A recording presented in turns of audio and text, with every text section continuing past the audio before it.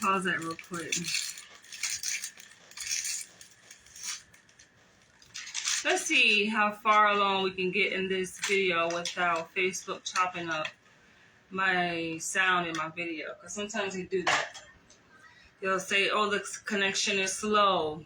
Even though I have 5 bars, right, for reception. But they'll say connection is slow and they want to chop up my video. So let's see how far along we can get. But I am inspired to talk about this topic here. Very much needed discussion on Black men turning gay for pay. Now, I know most people, when they hear that expression, they may think I'm talking about gay as in engaging in sexual activities for pay. Granted, there are some Black men who do that. I'm thinking of one Black man in particular, Elijio Bishop, who actually just got sentenced to life for rape, amongst other charges. He admitted to a lifestyle that he indulged in to gain money, right? This was his way of making a living. And so, yes, he became an exotic performer. He became an escort for men, and in turn got paid for that, right? So I know most people probably who are attracted to this video by the title may think that's what I'm talking about. Yes, that group of men is included, right, in this. But I want to broaden our perspective and understanding of gay, right? Quote unquote gay. When I think of gay in terms of the Black man, I think of an agenda. I think of a strategic, political agenda targeted towards Black men with an end goal to disrupt the Black family dynamic, right? To weaken the ties between the Black man and the Black woman, to emasculate the Black man, right? This is all a political, socio-political agenda to effeminize the Black man. To also serve to make the Black man inferior, right? Because a Black man who has been emasculated is not in charge of maintaining a sustainable Black family, let alone a Black community, right? So I'm going to give a few examples. I want to delve into this topic and give some examples of popularized figures that we all know, mainly through social media, as reference points to drive home my point, right? So that we're all clear. So again, when I say gay, I want to expand everyone's understanding of what that means. Several years ago, when I was living in Los Angeles, I made a video on what the hell WTH is MGTOW. Right? And at the time, I did not know how to pronounce MGTOW. I learned that through the critics who were MGTOW enthusiasts, right? But I made a video because someone had commented on one of my videos and they did a hashtag MGTOW. And so then in response, I'm like, what the hell is MGTOW, all right? So I made a video without doing any research, just to my following, to the broader public, like, what is it? And then I was educated. to say the least, right? I got put up on game, and through my own personal research, through Google, I learned that it's essentially a movement, right? It's a movement, and it stems from, I would say, a range of things, right? But it is this movement that is fueled by broken men. Men who essentially, for what they say, because I spoke to some men who are part of the MGTOW movement, those men have had the short end of the stick. They feel like the laws that govern in our society do not work in their favor. This movement is predominantly encompassed of white men in America, go figure, right? Let's see the comments.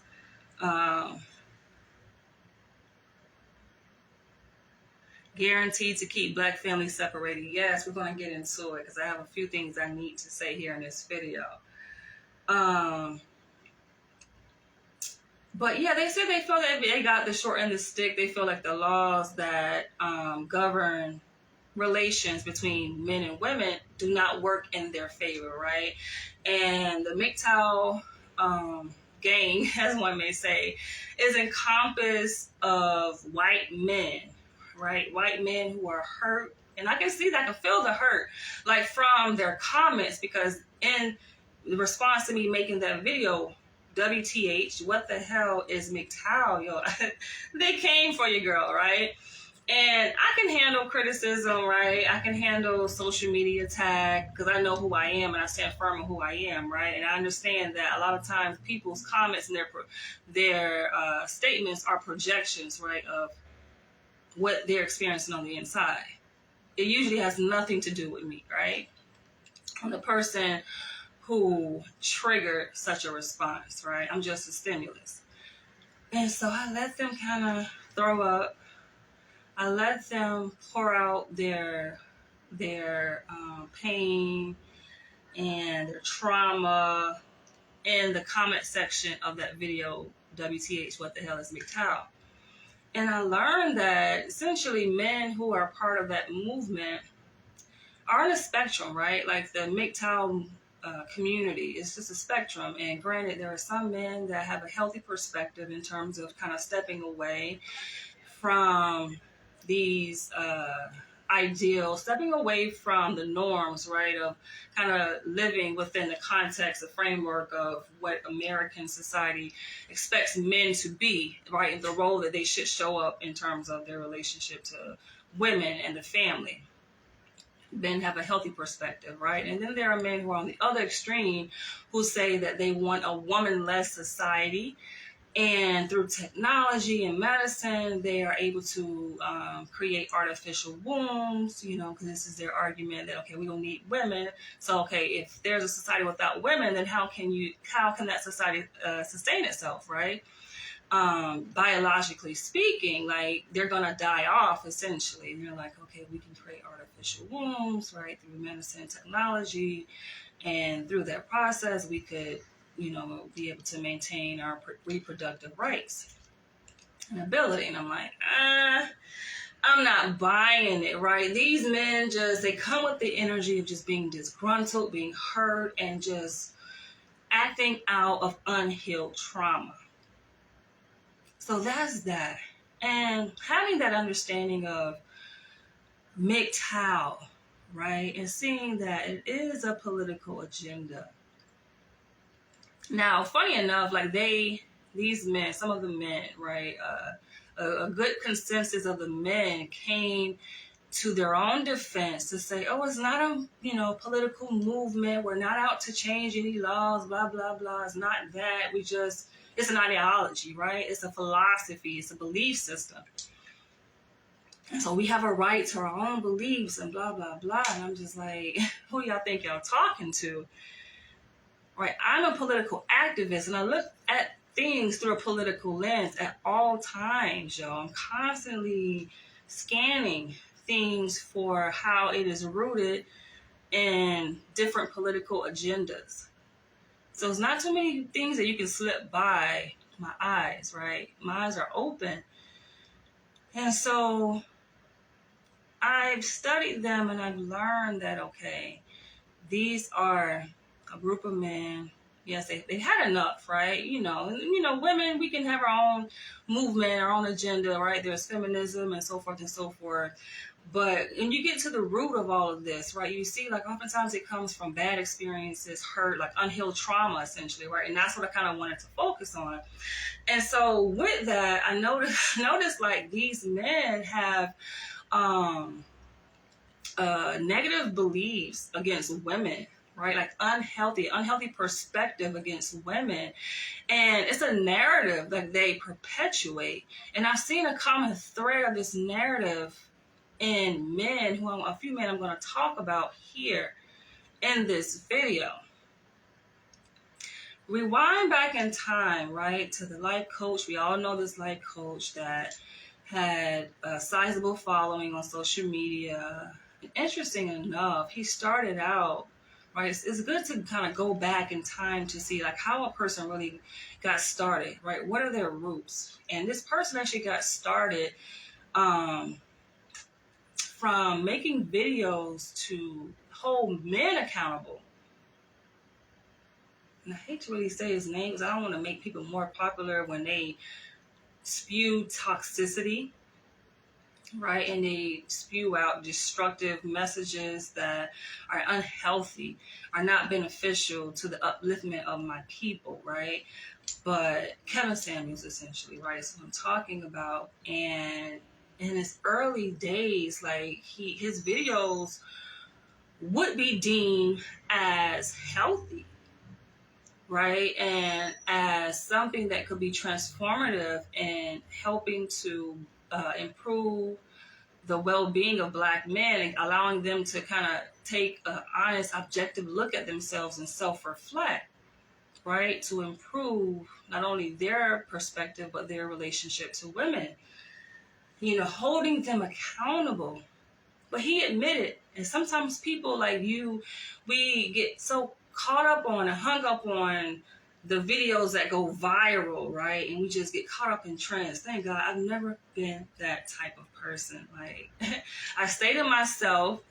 I spend a lot of time in isolation. This is just from my early beginnings, right? Since I was a little girl. So I don't jump on the bandwagon and go with what everyone else thinks, right? But I notice like that's what gets the most views, and that's what people tend to kind of hang on to, right? They hold on to that and not going back to look at the early beginning phases of a person's career, right? Career trajectory to see, okay, where did he start, right? And where, look at the videos that did not get the most views, right? Did not get all this popularity, right? And all this buzz.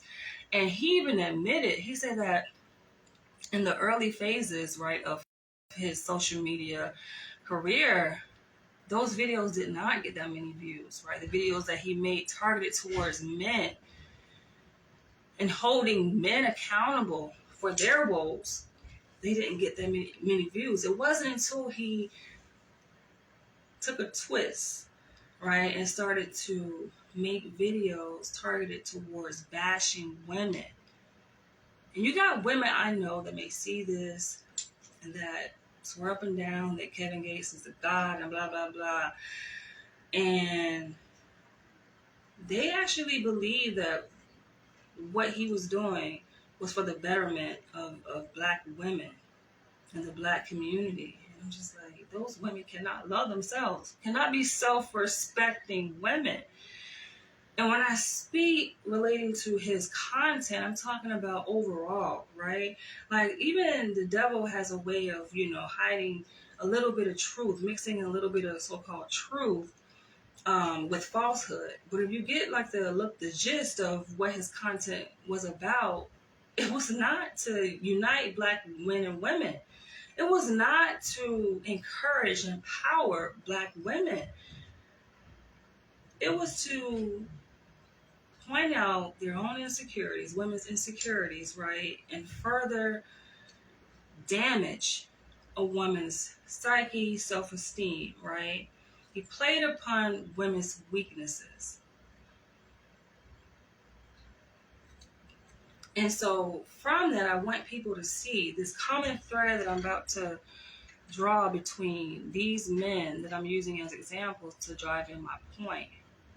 Kevin Samuels being the first, that he's coming from a place of, first of all, not being a man that loves himself.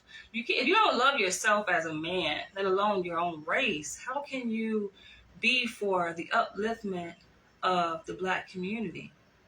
And when I talk about gay, I'm speaking from a context related to these ideologies, similar and parallel to MGTOW, where I began to talk about in the beginning of this video. There's a common thread, and this is what I want you guys to understand, right? So that you can be able to easily identify this theme. It's like subliminal messages in media. Like, you got to be able to spot it out head on. I know I'm not the only one that can see this, but it's a narrative, yo. It's an energy, it's a common theme that's seen amongst a lot of different popular content creators, Black men, that you can tell they're coming from a place of hurt. They're coming from a place of really not liking women, not liking Black women, of self-hatred, of gay, right? I'm using gay broadly, right? Gay in the sense of, okay, because, you know, gay is also on the spectrum, right? There are gay men who, one may say, are born gay, right? For whatever reason, biologically speaking, their makeup is just designed to attract the same sex, right? And then there are men who, through their own experiences, adverse experiences in life, develop an aversion towards the opposite gender. So much to the point where it's just like, it's not that they hate women or they don't like women, but they really hate women. They have a disgust for women. You can see it, you can feel it. It's like, just be honest. I have more respect for men who can just speak from a place of honesty and say, you know what, women disgust me. I just don't like women, right? It's more dangerous for men to disguise themselves as heterosexual men, and especially if they are leader, right? And in this day and age, anyone can be a leader by proxy of just going viral on social media and having followers, right? And people are just holding on to every word that they say online. But it's even more dangerous for those leaders to disguise themselves, to masquerade themselves as heterosexual men, when essentially they have adopted these anti-women beliefs. Like, they embody this hatred towards women. But they're posing as if, oh, I love women. Oh, the Black woman, she's a queen. Those are the men you listen, you have to be careful about. Because they can outwardly say, oh, the Black woman is God. It's a lot of those in the Black conscious community. But you have to watch closely and listen closely, you guys. And that's just why I'm making this video. Because I see through the bullshit. They do not like women. In fact, they hate women, yo. And I'm not saying there's not grounds for it or reason for them to hate women. There could very much well be a good, solid, valid reasons for why they have a disgust for women. But I would rather, if we're talking about moving from a healthy perspective, and especially these men, I'm about to get into the next one. Y'all should know what I'm going to say, what I'm going to call out, right? But it's just like, you proclaim yourself to be a Black conscious leader of Pan-Africanist, but you're not self-reflecting to look at yourself to see, okay, because me, like, I feel like everyone, we all should do this, like, throughout our lives, constantly evaluate, self-evaluation, especially when you know that your life has gone from point A to point B to point C, and you're constantly changing, right? You're constantly evolving. You're getting more followers. You're getting more traction, right? When you look at, okay, where you were 2 years ago, it's not the same where you are now, right? You look at where you were 5 years ago, it's not the same. You've come a long way. And that can be a good thing, but it also can be a bad thing. I think it's important to really take some time to say, okay, well, how has my mental changed? How has my perspectives, my values changed? Because I'm sure it has, and especially if you are,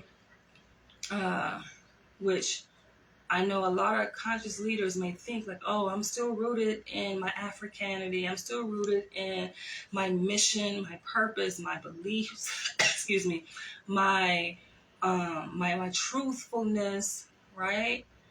Like I'm still the same leader, when in fact, no, you're not the same. When you have crossed over certain boundaries and you have definitely been under the scope, been under the radar, under watch of the powers that be, essentially. Like they will say this, right? I'm going to bring up, okay, Dr. Umar Johnson's the next person I'm going to talk about. But he's even said this, how he knows that he's being watched, being followed by the FBI. Like, look at your influence. Look at the power that you have over the Black community. There's, of course, of course, they are watching you. And if they're watching, they're not just sitting back, okay, watching like a fly on the fucking wall. These people are about domination, power, and control. You must know, you know that. No one is beyond reproach. No one is beyond, like, no one is immune to the influence of their manipulation and their control. And especially as a man who studies psychology and behavior, you know there are many ways that they're able to infiltrate and to get into a person's mind to change your perspective, to change your inherent belief system. I followed Dr. Umar Johnson.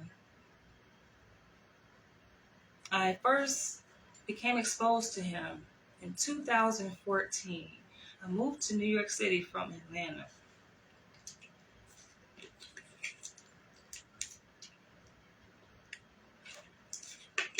And I met this guy, the Jamaican guy, when I first moved to New York.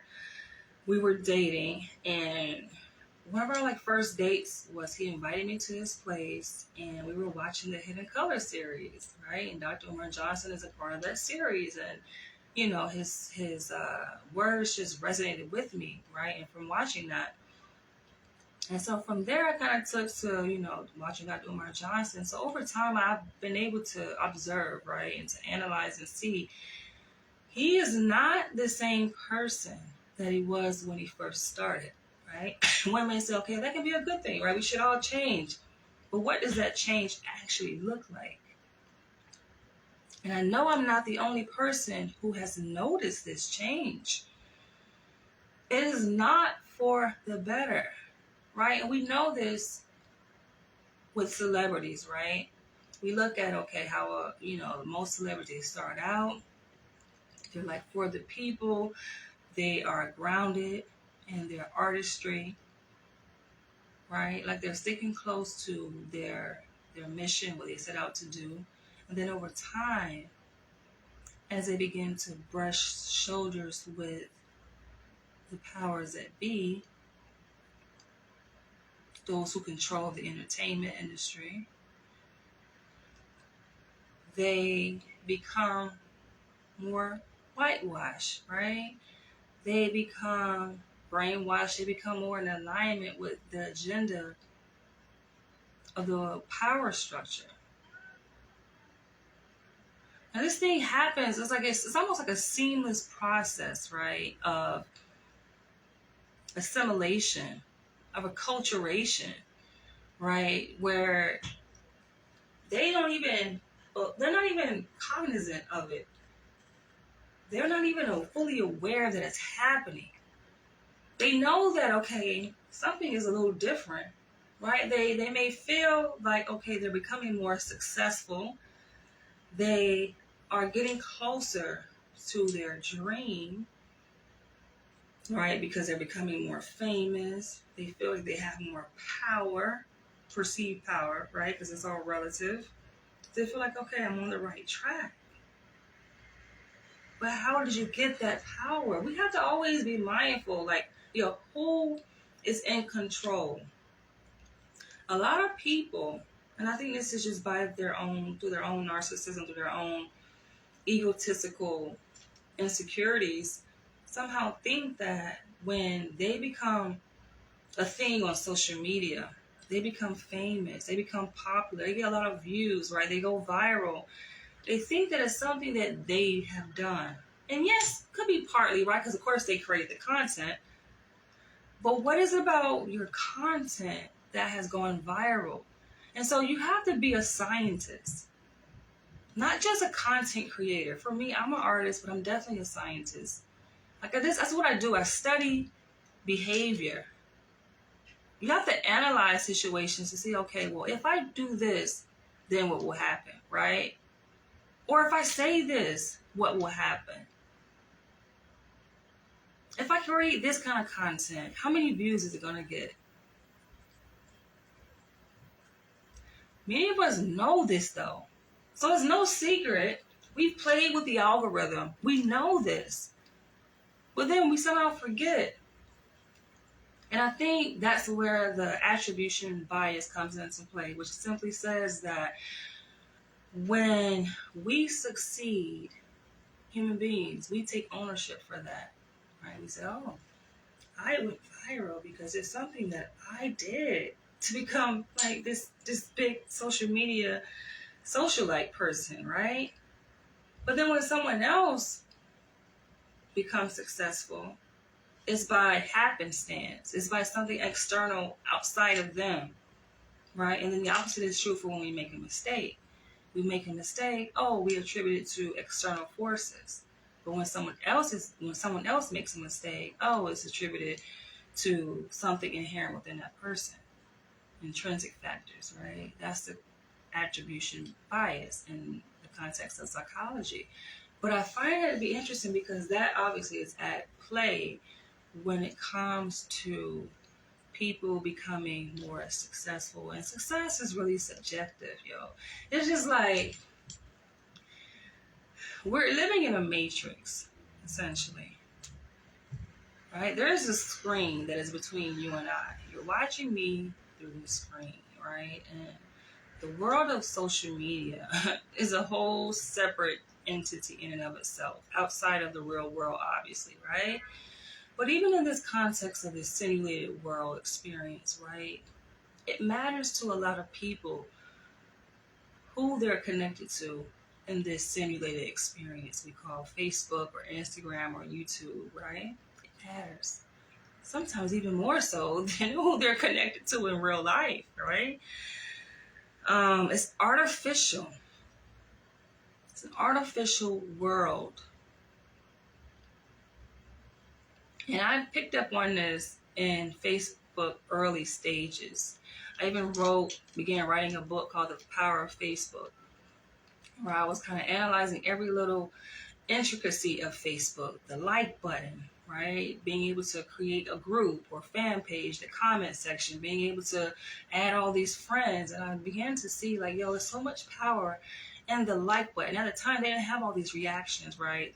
The love button and the shock, surprise button and so forth, all the different emotions. It didn't have all that. It's just simply the like button. And I'm like, there is so much power in this fucking, it's an artificial button. The whole fucking site is artificial. We know this. But there's so much power in it. Why? Because obviously, there is some psychology to it. And they know that the more likes that a person gets, right, it reinforces that behavior. You get less likes, right, it cues in to you that, okay, well, maybe I shouldn't do that. Maybe I should tweak things a little bit, right?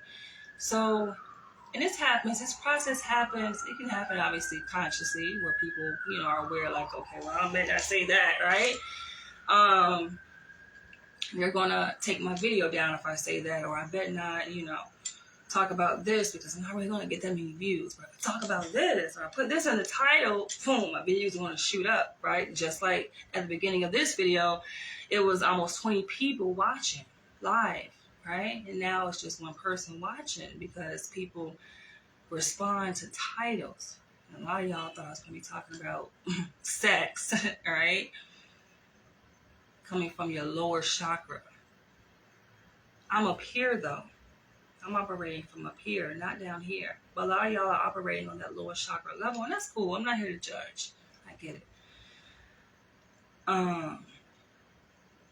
But even I think over time, social media influencers, and Dr. Umar Johnson may not like to identify himself as such, right? He wants to say that he's a conscious leader and he's just using social media as a tool to get his message out and to connect and to unite the Black community. So, and he's doing that, yes, but he's still not immune to the effects of social media. We're all impacted by that. But we have to be aware. That's just like if you are in any environment, what makes you immune, right? If I'm living in New York City, for example, which I live in New York City, and we know the environment can be toxic.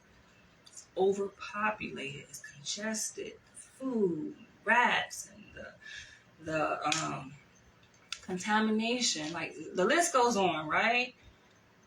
What can make a person immune to all of those things? Really nothing. It's environmental, contaminants, stress, right?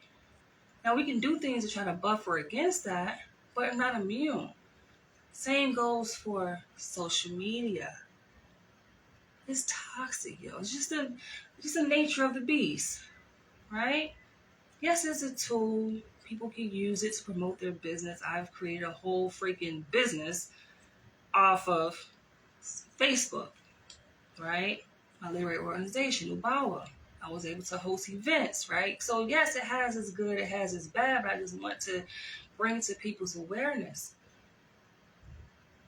of how, yes, no one is even immune to the bad, not even the likes of Dr. Umar Johnson. And in seeing that, I've noticed that he himself, whether it happened over time or he had it already in him, that could be up for debate, right? Because a person can definitely pose themselves initially when they are introduced to their audience as, I'm here to save the Black community, right? And I mean well, and I love Black women, and that's kind of how he started out. But then, if you pay close attention, which I have been doing, because I follow him, I like the mission that he has promoted in terms of kind of just doing for self, just self-sufficiency, right? That's what I'm all about. I'm in alignment with that. I love it, right? But the question is, as it relates to this topic, is he with the gay agenda? And like I said, I already prefaced this video to say that I'm using the term gay loosely. It's more so in alignment with the ideologies of MGTOW, right? And I even said the MGTOW movement is on a spectrum of men. I'm talking about the men who have been bruised, have bruised egos, who essentially just don't like women. You don't.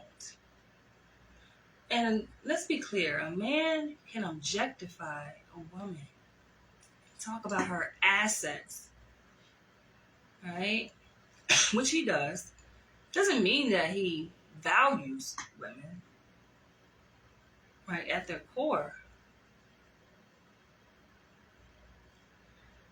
And when I say gay for pay, it means that a person's success, their livelihood, their propensity to increase their earning potential, or essentially their earning potential, right? How much they make has increased, is directly connected to these acts of degradation towards women. And yes, I would like to say that he is one of those who was in that bunch of being gay for pay. Kevin Samuels was gay for pay. Nobody cannot convince me, because I'm not that easy convinced, that Kevin Samuels inherently like women. Can't convince me that. I know real men that like women, that value women, that love women. I ain't talking about, just the assets. I'm not. Right? I'm talking about who love women. Kevin Samuels not one of them. And because of that inherent dislike towards women, it came through his narrative, what he spoke out his mouth.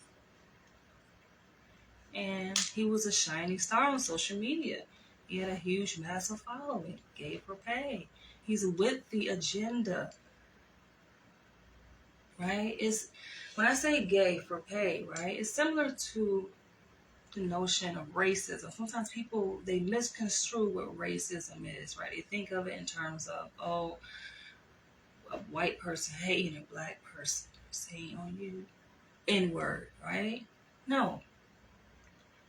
It's systemic, right? So in the same vein, being gay for pay, that's a political agenda. It's not so much about fucking in the ass, right? Or performing sexual acts in exchange for money.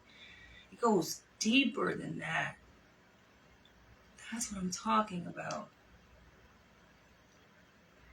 In the same vein, Dr. Umar Johnson, I said this in one of my previous videos, is being used as a puppet. It's clear. I know many people don't want to believe it. And granted, you go back and watch my earlier videos, I have a whole series of videos, right? Like I created a playlist on YouTube, my YouTube channel, because I have been and still am a kind of avid follower of his teachings and, of him, but my eyes are open, my eyes stay open. But yeah, I used to make videos about Dr. Umar Johnson, coming to his defense, and so forth, right?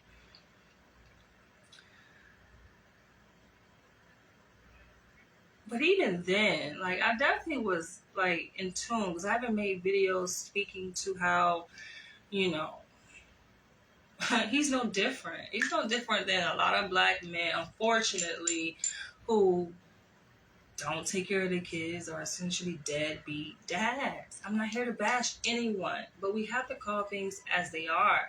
And oftentimes people make excuses and justifications for what they do, for their misbehavior, and it's unacceptable, y'all. Like, I hold people to a certain standard because I know that they can do better. And if you're teaching these things, you are advocating for such things, but you're not living that lifestyle. What does that call? You being a hypocrite, essentially. So I've talked about this before, even in my early days of supporting Dr. Umar Johnson and his mission. I've spoken on these things. Go back and watch my video that I made on Dr. Umar Johnson. And I forget what I titled it, though.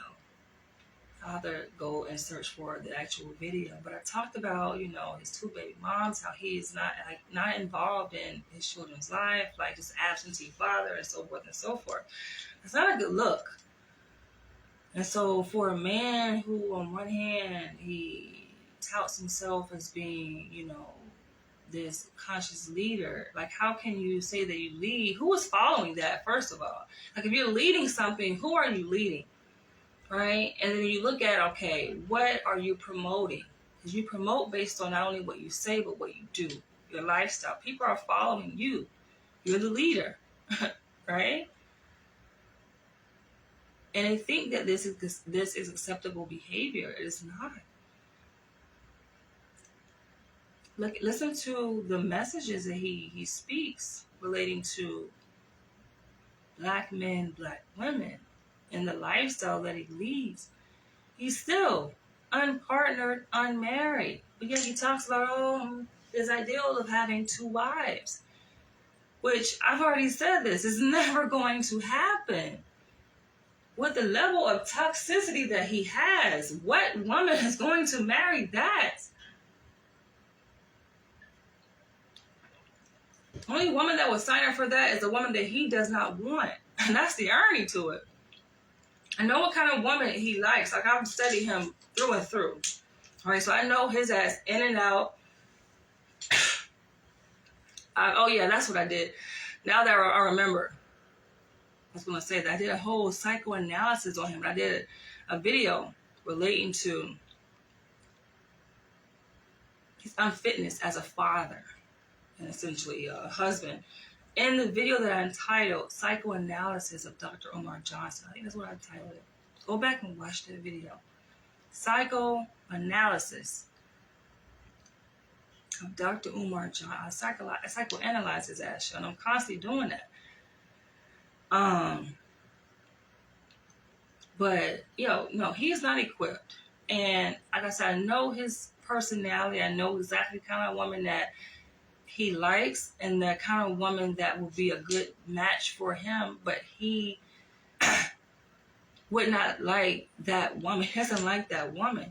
And that's the irony to it. Why he doesn't like that woman? Because there is a bigger toxic trait, bigger toxic side of him that will reject that woman, right? It would not make it compatible. It's like oil and water, they don't mix, right? When it comes to Dr. Umar Johnson, his relationship to women, he has like a degree of, it's unhealthy, it's toxic. And it's unaddressed. It's unhealed trauma. And you got to see it, yo. Like, he can sit up here and try to pull on the front for all y'all motherfuckers. But that shit don't work for real people like myself who see through the bullshit. As a psycho-spiritualist, right? I'm a psychoanalyst. I'm a psychoanalyst. I'm a psychologist. And I'm a psycho-spiritualist. I'm a very spiritual person. It should be very clear. I can see right through it, yo. That loud talking, that shit don't work with me. It may have an effect on y'all. And then y'all submit and listen. And take it at face value. Nah. The loud talking, that shit don't work. I like the loud talking. Don't get me wrong, because I even encourage him, like, don't change. Still speak with that same level of fierceness, but nah. I feel like he does that to kind of overcompensate and to try to hide those insecurities and the truth. People can see, you can see right through the bullshit, you know. And going back, when it comes to that level of unhealed trauma and toxicity that he has within him, like, it's a reason why he is not partnered with a woman with all his success. And he'll say that, oh, it's attributed because I don't trust women. Hello, that's kind of part of it, a big part of it. But he's saying it in the sense that, oh, because of my status. Because of my status, right? Who I am. You know, it can be a woman that might try to come in and infiltrate me and blah, blah, blah. And all of this is true, yes, but he was saying this before he got to the level he is now. Like, this is before Breakfast Club, right? Like, of course, his following has drastically increased, but this is before all of that popularity he has now, right? And he was coming from a state of paranoia, but also speaking from his ego, his fragile ego, to stroke his own ego to say, oh, she might try to come in and tear my whole shit down and blah, blah, blah. But when really he was speaking part truth to say, yes, he does not have a solid foundation of security within himself to be able to nurture and build a healthy, sustainable relationship with a woman. It's a fragmented ego within himself. And the kind of woman that he likes is also with the same extent of brokenness and insecurity and unhealed, right? That's the kind of woman that on the surface he would attract and be compatible with, But then the other part of him, right? Because it's fragmented. The other part of him that is so conscious and healed and very knowledgeable and self-aware would not like that, would reject that kind of woman, right? Would be repulsed at that kind of woman. So it's just not going to work. And also, to substantiate my point of him being a gay black man for pay, like, look, the evidence is there. I'm not speaking from my opinion. This is not opinionated, right? Like, the evidence is there in the sense that, y'all go watch that video. I think this is what hit. The video that I saw where he did an interview with the rapper, I think Lil Yachty. And I'm like, I know it's not Dr. Umar Johnson sitting up there all curled up in that little tight ass little shit. Like, the set was designed.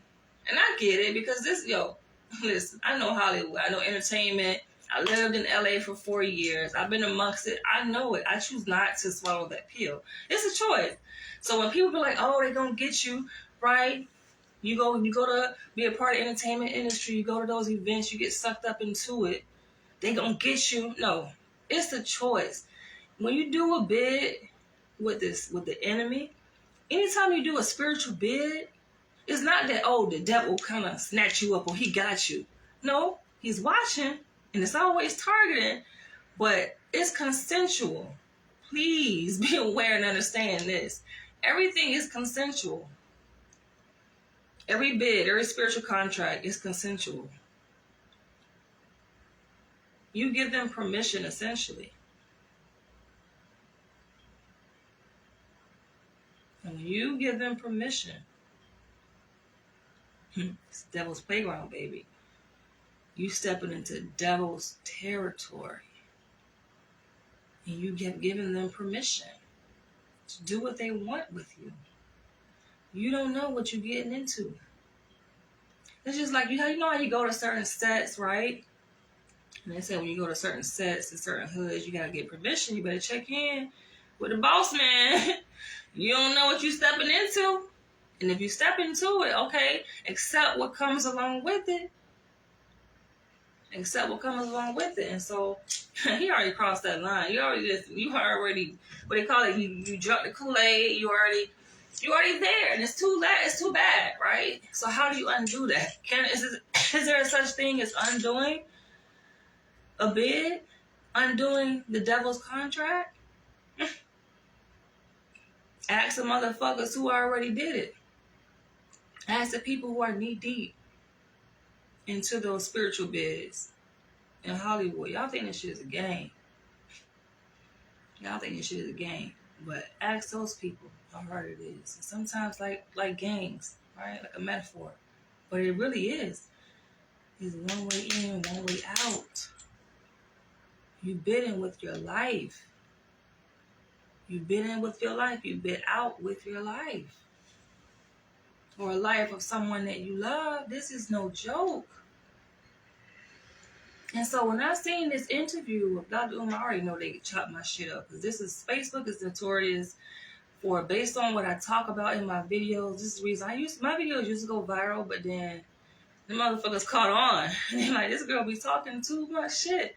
So what they'll do is they chop up my videos so that my sound and my video, what you see, is out of sync. But those who really want to pay attention, listen. Okay, just listen. So when I seen that interview that he did with Lil Yachty, I'm like, oh, cause like, listen, and I say this, but somebody commented on my video I did several days ago, and they're like, oh, you be getting on my man Dr. Umar Johnson, you be getting on him. You ain't getting on his ass. Like, I felt like this. Dr. Umar Johnson has always been, I always had respect for him and looked up to him because he was the one that see through bullshit. Right? He's the one like, nope. Right? You can't slip nothing past his ass. He was always that one. And so to see him kind of slowly acquiescing,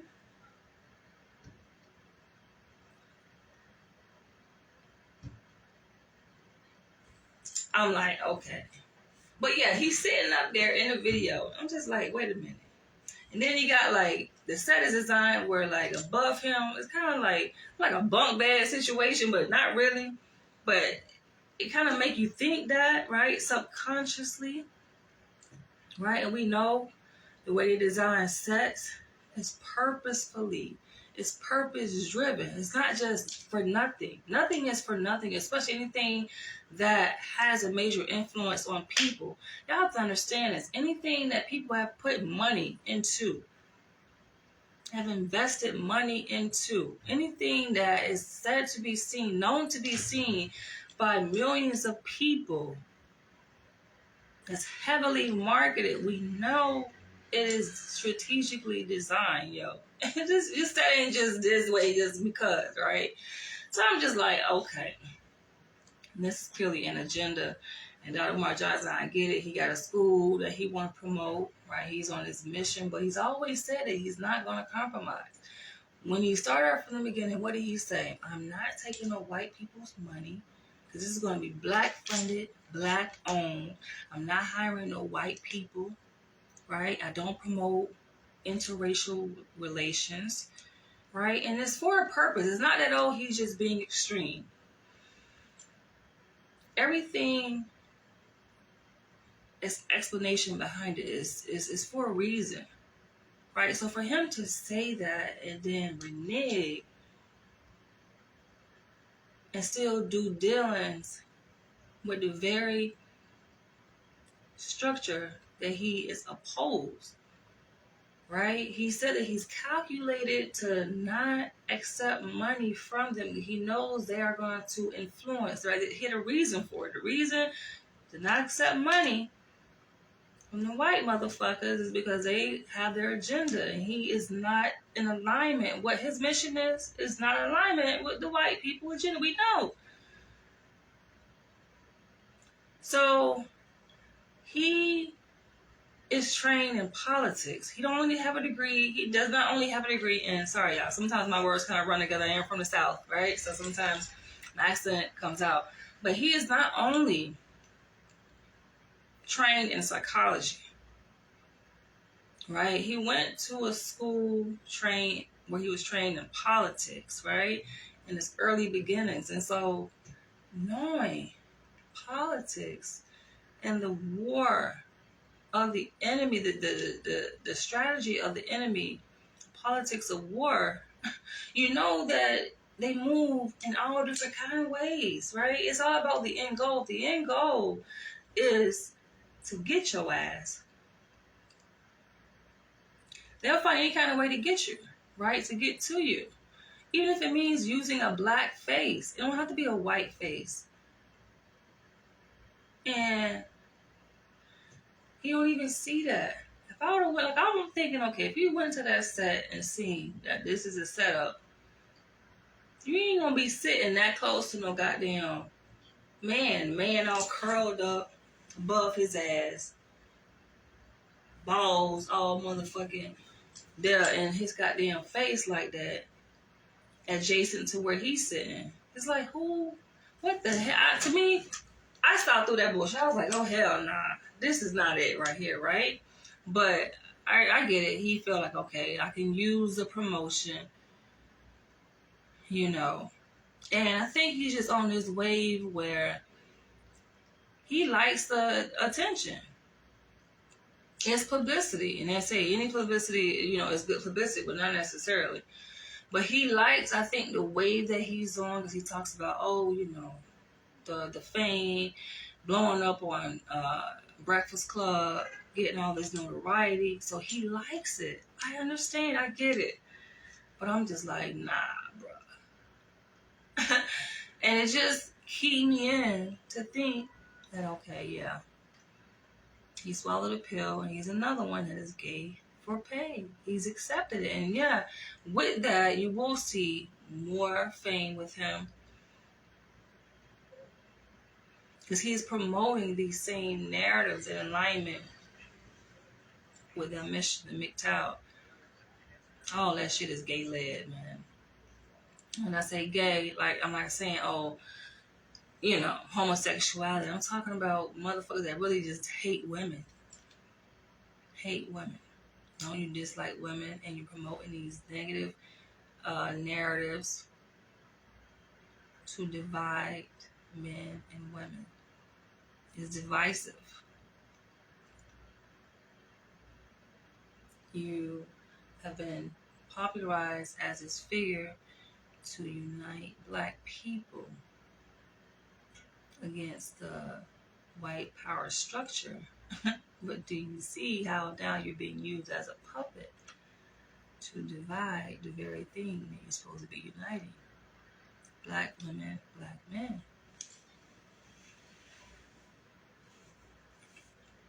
But then you benefit. You're benefiting. You're growing. Your following is growing. Granted, he said that they blocked him so he can't go live. Because it's like he riding the fence. And they see that shit. They're like, nah. And they play little games like this, yo. You already know the powers that be will dangle these little trinkets ahead of you. They'll take something away. This is a whole modus operandi of fucking behaviorism. The theory of behaviorism, right? Take something away. You acting up, you're not listening, all right. You promoting Pan-Africanism, right?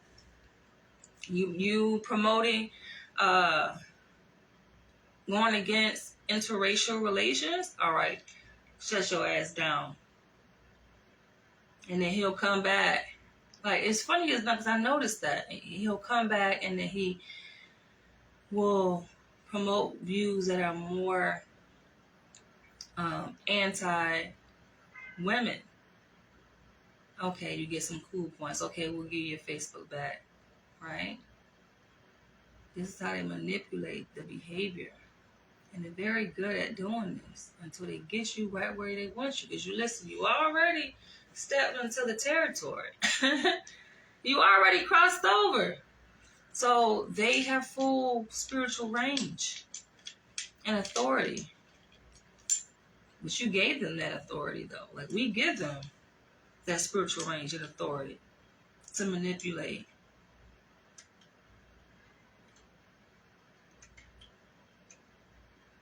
And be careful what you agree to. Be careful the places that you go into.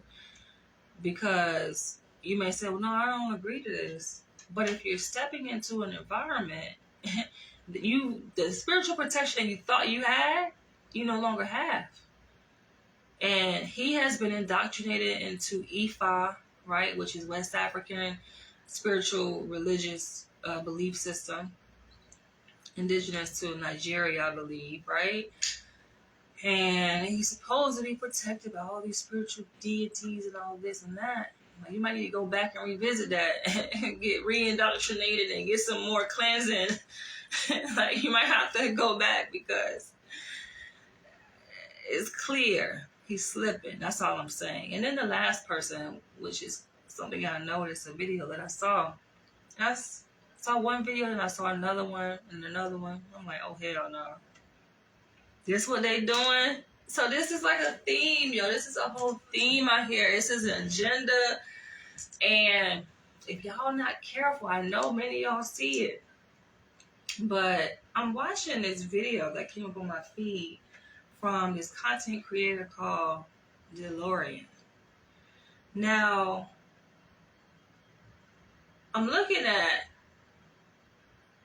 the caption that he wrote, and the caption make it seem like he's trying to protect himself because he know that his following is primarily women. And so if he's in agreement with the content of his videos, these videos that he's promoting, which I don't even know if he is the creator of the video, if he's just like reposting it.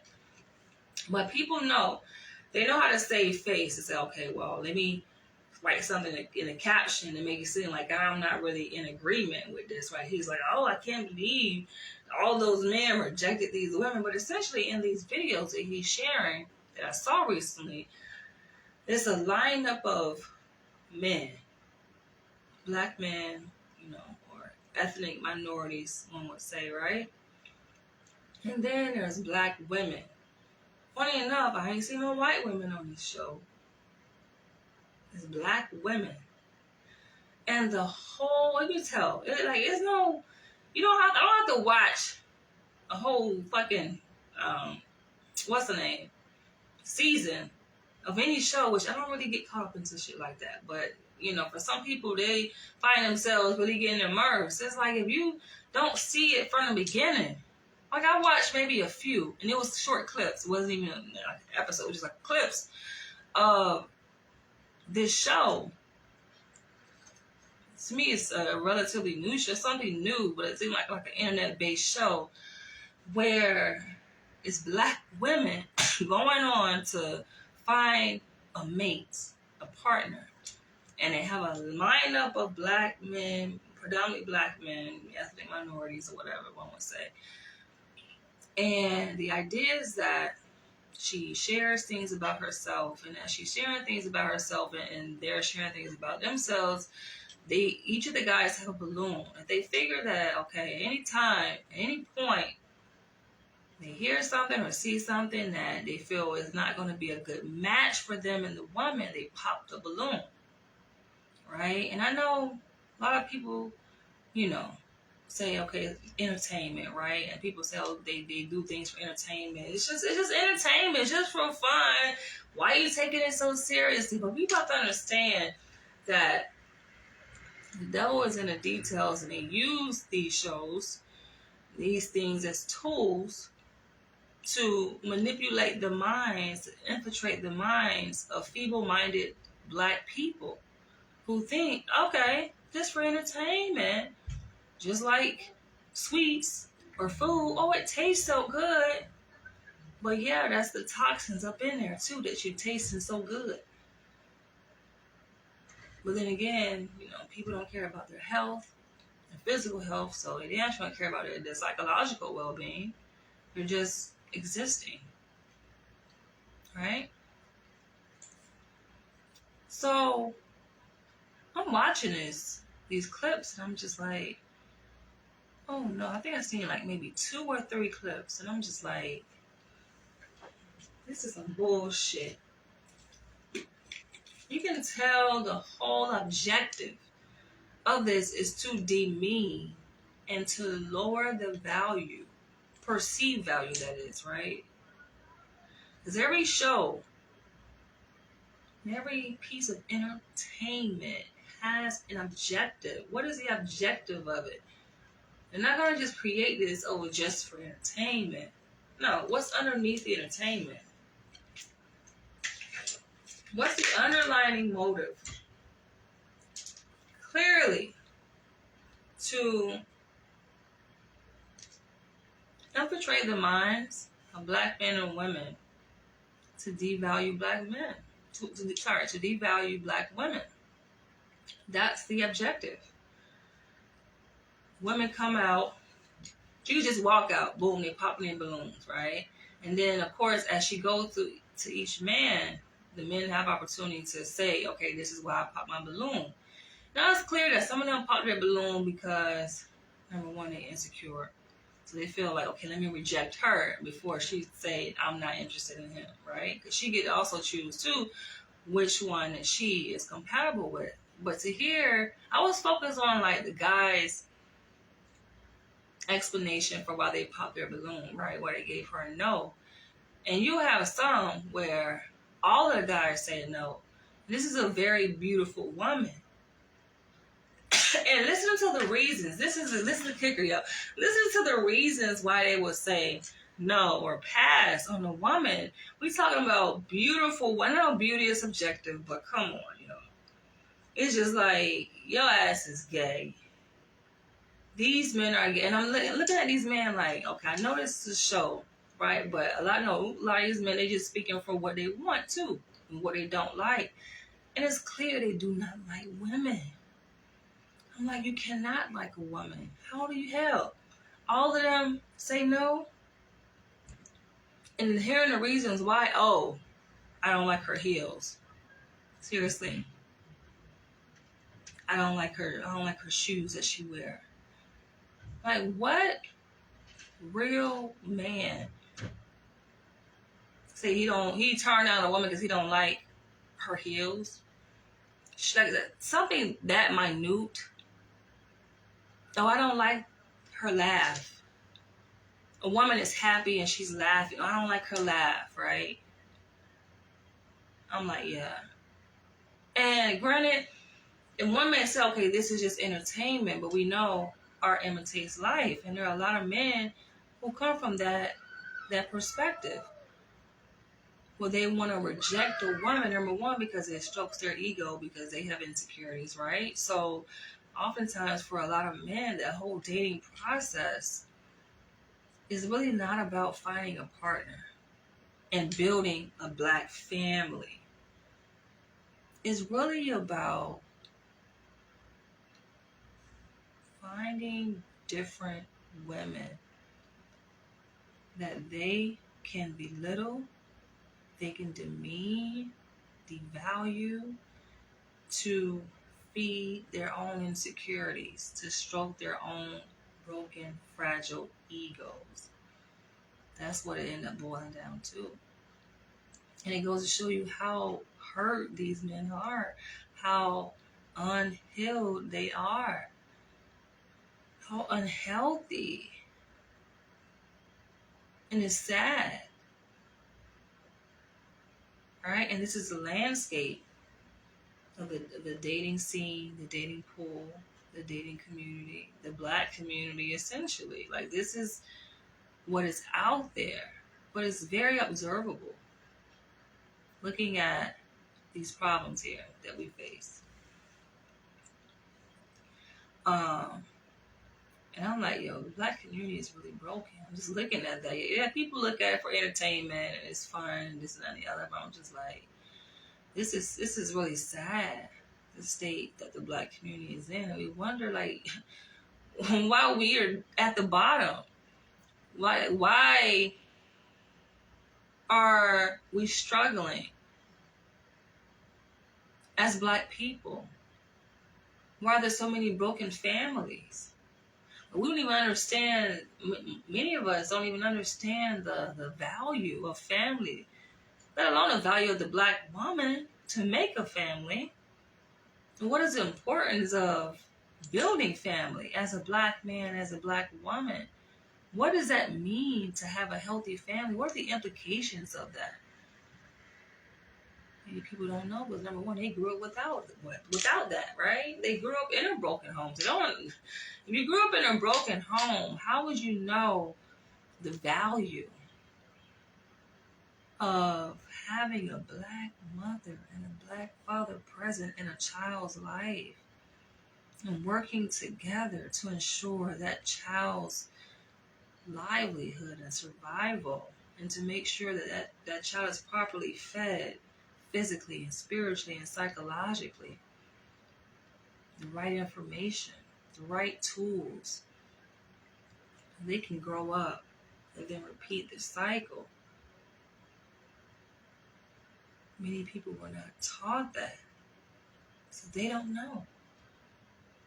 But these figures, DeLorean, Dr. Umar Johnson, Kevin Samuels, that's just three. Many others, these tools, right? These dating shows. We ain't even gonna talk about Kendra G dating show. Now watch that, but we ain't even gonna break down that. That's probably a separate video. I go in and break down and do a psychoanalysis on her dating show. Because she's like a female Kevin Samuels with the same intent. She don't even know it, but she's being used as a puppet too,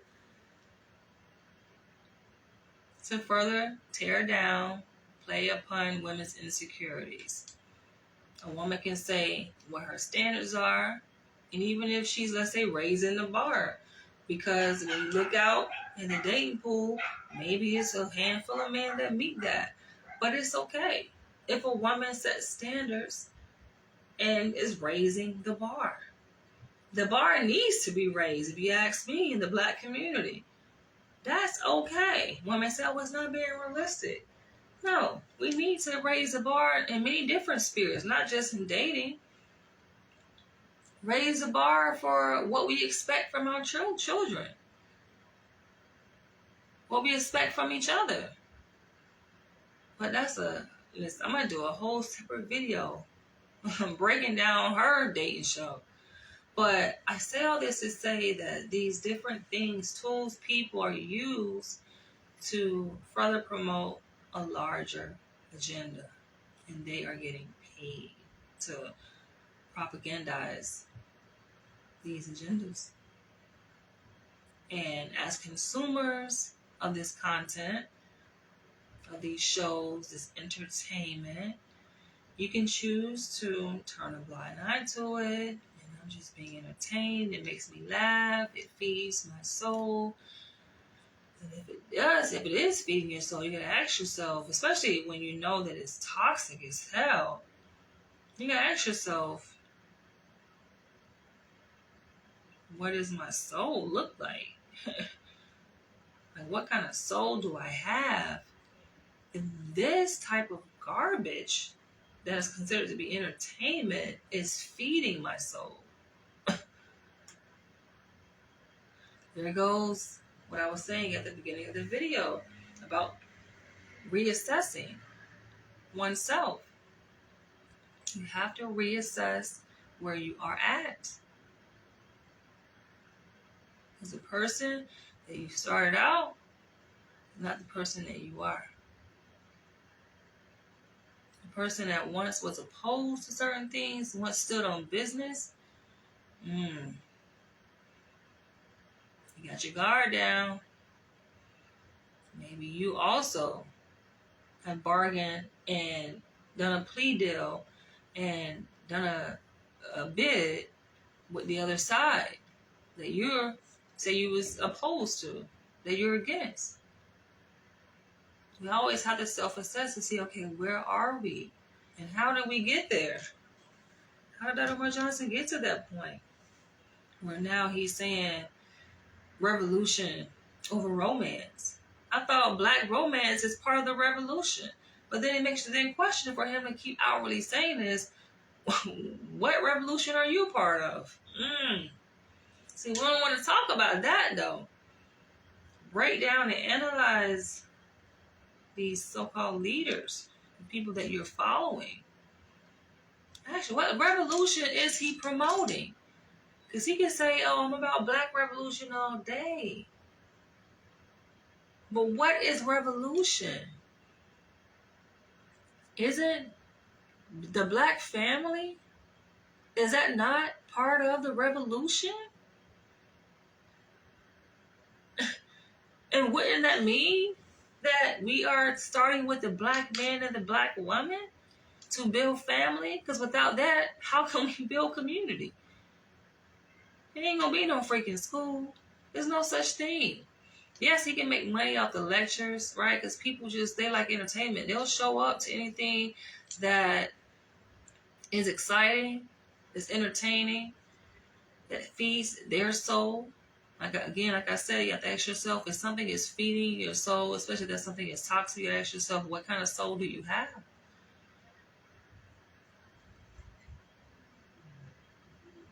That you're being fed, you're being satiated.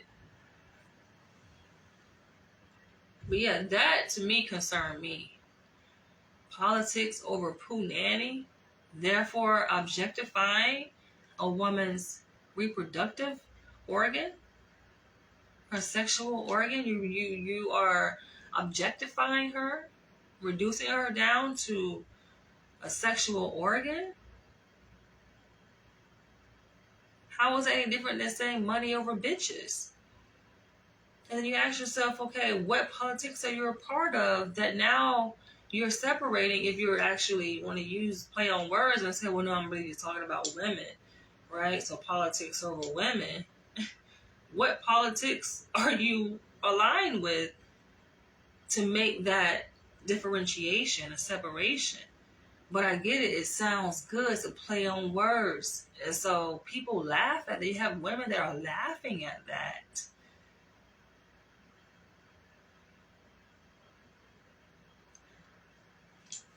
Like, y'all cannot be fully conscious beings, though. That you don't pause to think, like, wait a minute here. This is where isolation comes in, right? Because you may ask yourself, well, how can I stay woke, right? How can I stay alert and be in tune with what's really happening so I don't get slipped away into it, right? Isolation, And that for me has always worked. I separate myself because this is where you get tripped up. It's through socialization that our minds are changed. Because you can think one thing, right? And that thing that you think can be healthy, in alignment with your mission, your purpose, right? Be on point. But then it's not until you get around other people who are toxic. Most people are toxic. We live in a toxic society, right? So unfortunately, most people are just acculturated to what's popular, what's trendy, what's toxic, really, right? You get around those people, and then initially you really don't kind of fit in. You just, like, you have your thoughts, and then them, right? They're socialized into that toxicity. And then over time, because you are a human being wanting to be accepted, having that innate need. I did talk about this in my last video on peace of mind is a choice. And I talk about how for most people, you have an innate need to want to be accepted. I never had that. I don't want to be accepted. I want to be respected. That's my need, right? Respected. But even that, I've learned to readjust my thinking when it comes to that. And as long as I respect myself, that's good enough, right? Damn anything else, right? Because you can kind of slip up and even want it to be respected. It kind of goes along as parallel to being accepted. Respected by who? Someone outside of you. And then there comes that need, the accompanying cousin of that same need to be accepted. So, But yeah, hang around other people, right? It could be family, biological family, work family, right? Just friends. And then you slip back into that shit, man.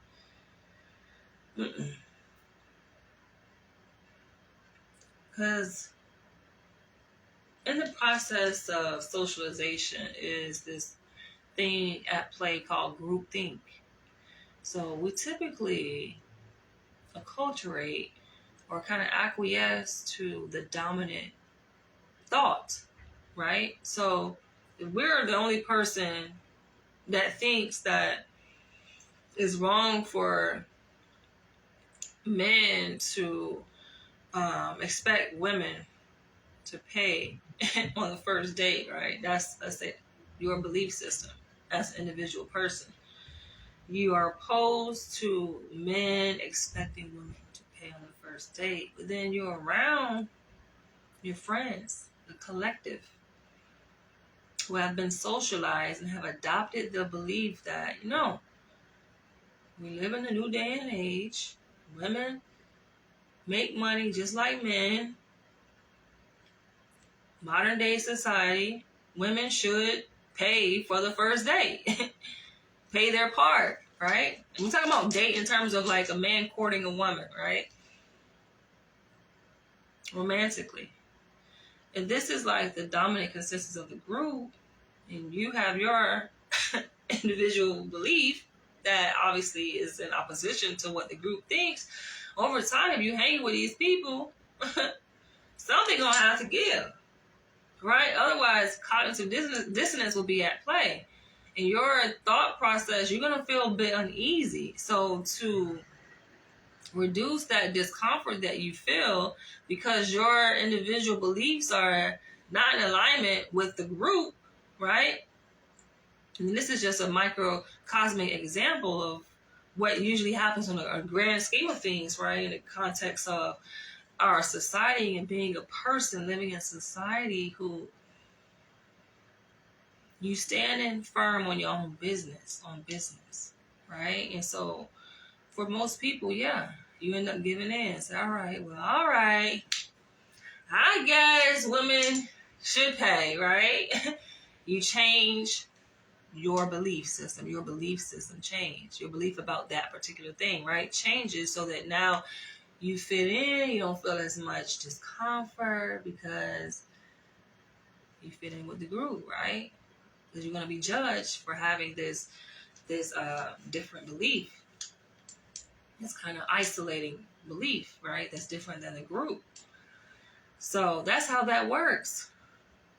That's how that works. And I'm aware of this process that's happening. Listen, I'm okay. You have to be okay with standing alone, separating yourself from that. Because if not, you then become just like everybody else, right?